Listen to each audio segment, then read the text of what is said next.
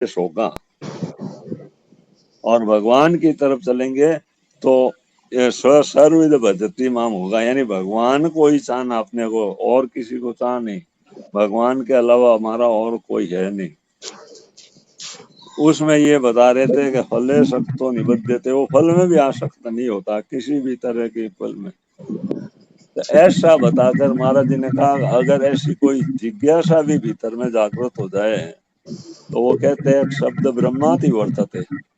वो महाराज वहां बताया ना 8वें में, वेदेषु यज्ञेषु तपस्सु चैव दानेषु यत् पुण्य फलम प्रतिष्ठम। इन सब का अतिक्रमण कर लेता है, वेद को, यज्ञ को, दान को, तप को, उन सब का अतिक्रमण कर लेता है। कौन? कि जिसके मन में जिज्ञासा भी जागृत हो जाती है। सर्वविद भजति माम सर्वभावेन भारते। तो उसमें ये बता रहे थे कि भगवान ही हमारे हैं, बस केवल भगवान। मैं केवल भगवान का हूँ और भगवान ही केवल मेरे हैं।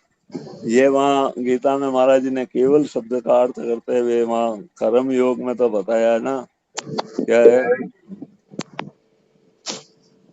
वो सत्ता का नहीं, वो श्लोक है ना, कौन सा, कर्म योग में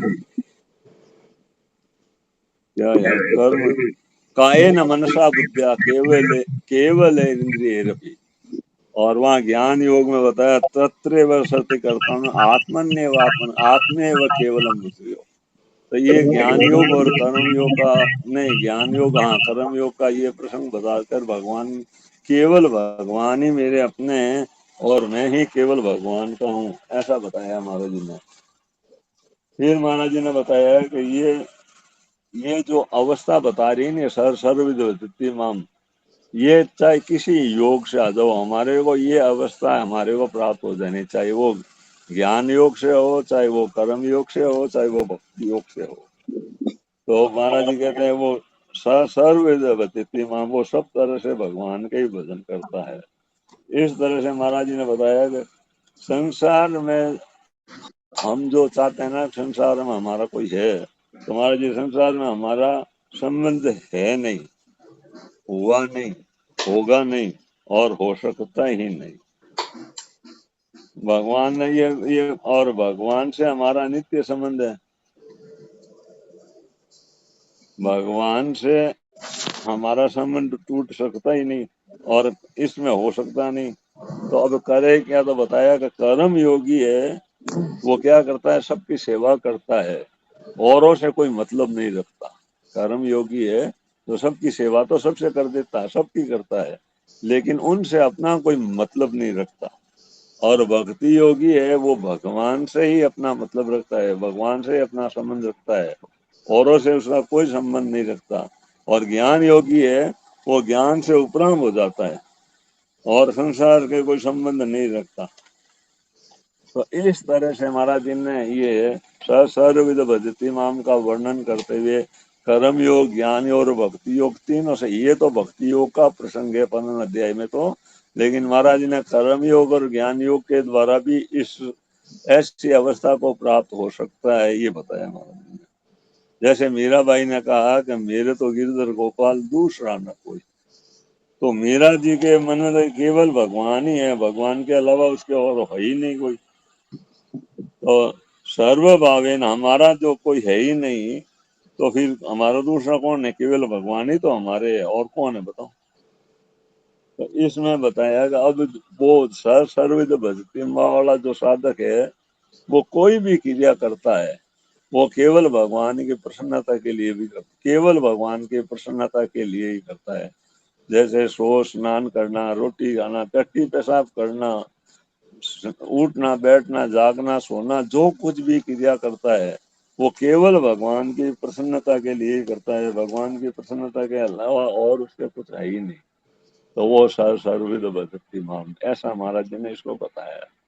अब इसमें बता रहे तक इस तरह से जैसे होते नहीं, पतिव्रता रहे पति के पासा, जो साहेब, क्या जो साहेब डिग्री था, सा कैसा कोई शब्द है, मतलब, तो पतिव्रता रहे पति के पास, उसके और कोई है ही नहीं, केवल एक पति के, तो उसको कहते हैं इसमें महाराज जी ने बता दिया कि जैसे राम जी को वनवास हुआ ना, तो दशरथ जी ने कहा कि अगर सीता मेरे पास रह जावे तो मैं ये मानूंगा रामलला मेरे पास है।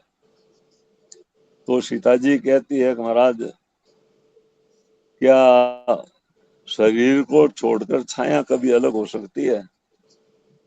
या चंद्रमा चांदनी को छोड़ सकता है क्या? चांदनी से अलग हो सकता है क्या? या सूर्य है वो प्रकाश से अलग हो सकता है क्या? कभी अलग नहीं होता है। ऐसे भगवान, जो पतिव्रता होती है वो पति से अलग कैसे हो जाएगी? तो वो ये संवाद, ये मतलब बताकर ये बताना चाह रहे हैं कि इस तरह से केवल एक भगवान पर ही, अपना एक भगवान को ही अपना सब कुछ माने कि मेरे भगवान, और हमारा किसी से और कोई संबंध है ही नहीं, और हुआ ही नहीं, और हो सकता ही नहीं। तो एक भाई ने प्रश्न कर दिया इसी में, महाराज ये गुणातीत जो होता है वो ऐसे ही अनन्य होता है? महाराज जी कहे कि ये गुणातीत जो होता है वो अनन्य हो जाता है। गुणातीत गुणों से अतीत हो जाता है ना, तो गुणों से अतीत हो जाता है तो उसमें अनन्यता आ जाती है।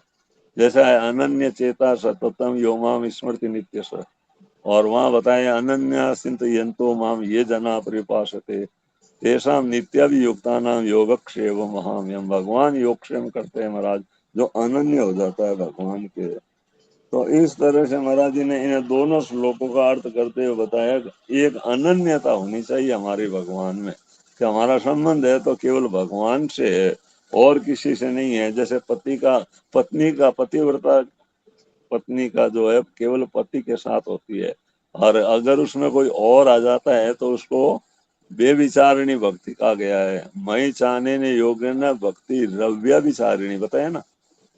तो ऐसे ही भगवान के अलावा अगर और किसी को वो पसंद करता है तो ये बेविचारिणी भक्ति है, बेविचार है। जैसे पतिव्रता स्त्री के कोई और पुरुष का अगर चिंतन होता है, उसके मन में आता है, तो वो बेविचारिणी कहलाती है।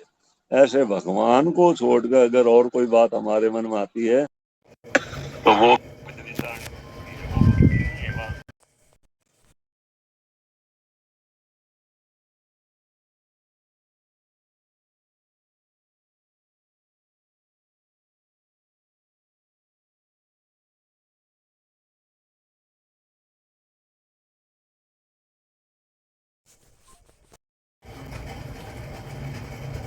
क्या परम आनंद का ही अनुभव होगा, वहां और कोई चीज समझे ही नहीं।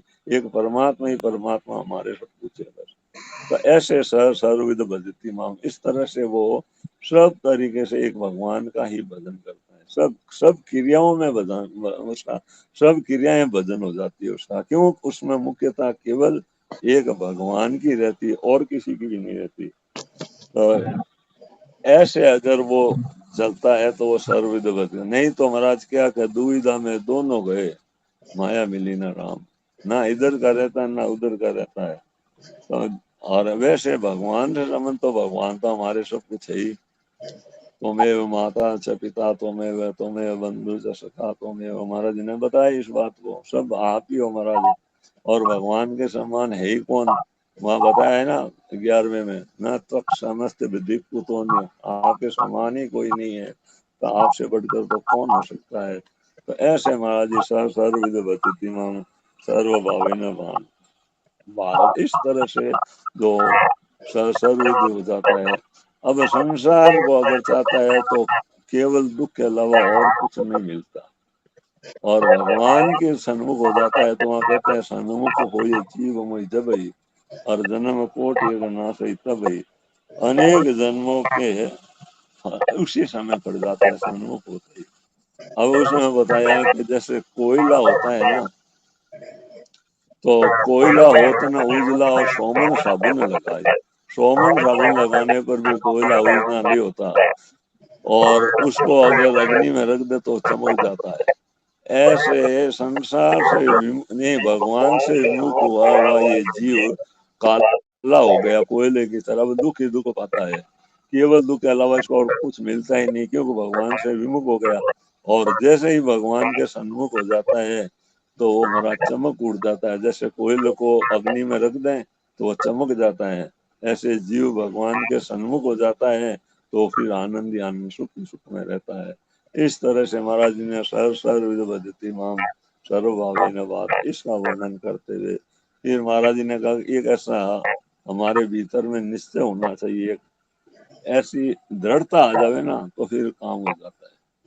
उसमें दो किस्से सुना दिए। एक तो नागपुर की घटना सुनाई कि कुछ मित्र आपस में बैठकर बात कर रहे थे, तो उसमें वो बोला कि ऐसा कोई ऐसा सुगम है क्या कि हम उठ कर चल दें? तो उसने कहा कि चल क्यों नहीं सकता, अगर आप निश्चय करते हो तो चलना मुश्किल नहीं होता है।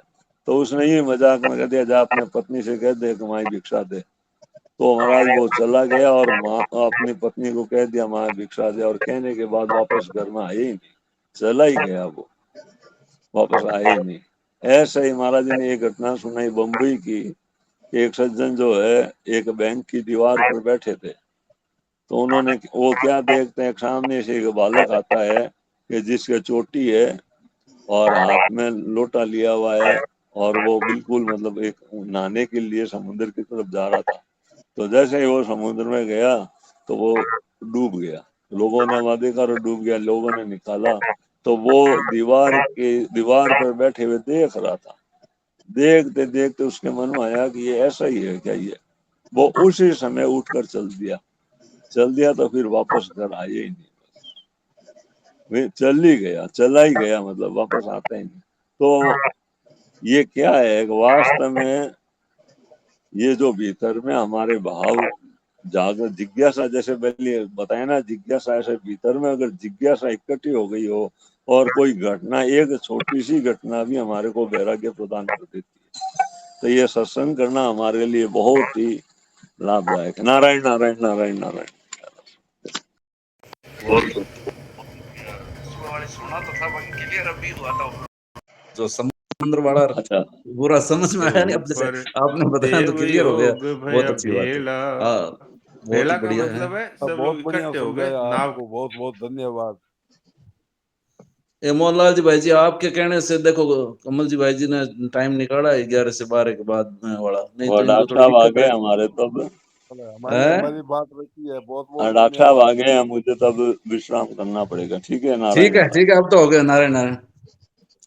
हाँ जी, अब पद भजन के लिए प्रीति जी आप सुना रहे हो क्या आज, या शाम को सुनना? प्रीति अकोला जी, मैं भजन सुना रही हूँ। एक मिनट, थोड़ा प्रीति जी कुछ कह रहे थे। प्रीति जी आपने सुनना है क्या कुछ? आप पहले कह रहे थे ना,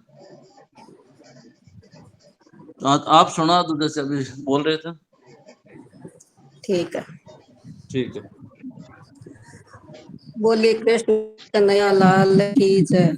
सांवरा आवो तो सरी, गिरधर आवो तो सरी, माधवर मंदिर में मीरा बाई एक खड़ी। सांवरा आवो